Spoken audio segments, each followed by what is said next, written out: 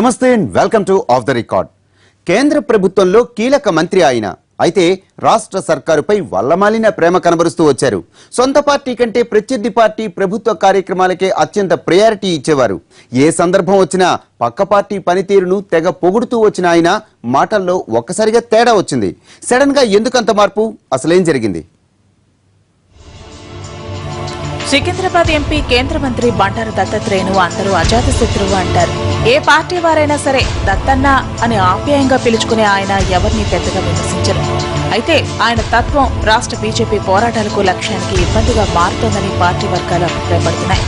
BJP నేతలు తెలంగాణ సర్కారుని TRS ని టార్గెట్ చేస్తుంటే కేంద్ర మంత్రి మాత్రం సీఎం అధికార అనధికార కార్యక్రమాలకు ముఖ్య అతిథిగా వెళ్లడం పరిపాటిగా మారింది. అంతేకాదు రాష్ట్ర ప్రభుత్వ కార్యక్రమాలకు హాజరై వేదిక మీద మైక్ దొరికితే చాలు తెలంగాణ సర్కార్ గొప్పదని, సీఎం కేసీఆర్ పనితీరు గొప్పగా ఉందని తెగ పొగిడేస్తుంటారు ఆయన.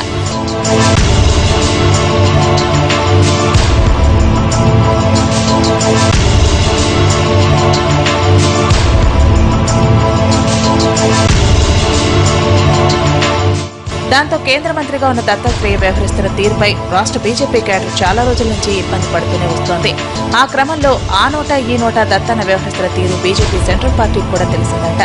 ఒకవైపు టీఆర్ఎస్ ను టార్గెట్ చేస్తూ తెలంగాణలో పార్టీని బలోపేతం చేయాలనుకుంటే ఆ పార్టీకి సపోర్ట్ గా మాట్లాడుతూ ఆకాశానికి ఎత్తడం ఏంటని సెంట్రల్ బాసులు దత్తన్నను శుతిమెత్తగా మందలించారంట.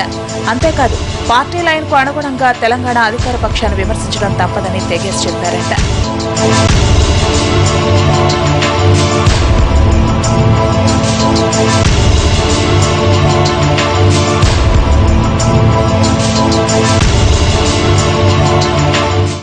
ఇంకేముంది, ఇంతకాలం మెత్తటి మాటలతో టీఆర్ఎస్ ను ముద్దుగా పొగుడుతూ వచ్చిన దత్తన్న ఇప్పుడు గులాబీ నేతలపై రంకెలు వేయటం మొదలుపెట్టారు. ముఖ్యంగా కేసీఆర్, కేటీఆర్ కవితలపై విరుచుకుపడుతూ ఒక రేంజ్ లో విమర్శనాస్త్రాలు సంధిస్తున్నారు.